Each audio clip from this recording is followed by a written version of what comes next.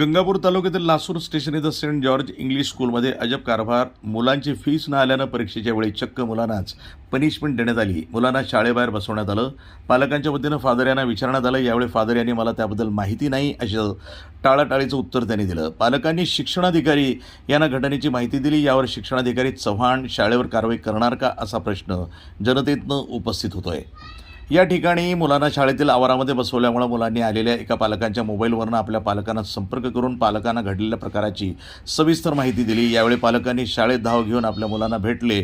आपल्या मुलांना बाहेर पाहून सर्व पालक शाळेत येऊन पालकांनी नाराजी व्यक्त केली. यावेळी सर्व पालकांनी शाळेतील फादरला भेटण्यासाठी संपर्क केला, परंतु त्यांनी टाळाटाळ केली आणि पोलीस पाटील यांना मध्यस्थी करायला लावली आणि सर्व पालकांना आतमध्ये बोलवून त्यांच्यासोबत चर्चा केली. यावेळी या ठिकाणी मुलांना शाळेमध्ये ज्या सुविधा नाही त्यावर चर्चा झाली.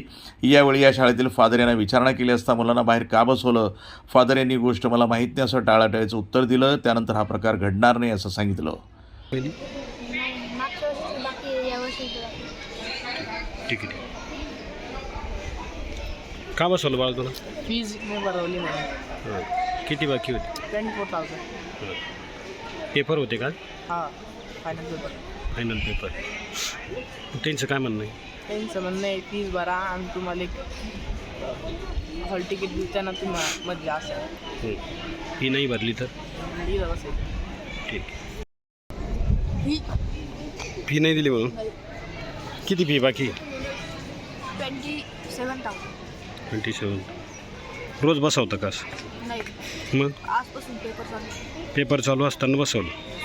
प्रतिनिधी रमेश नेटके, छत्रपती संभाजीनगर, NTV न्यूज मराठी.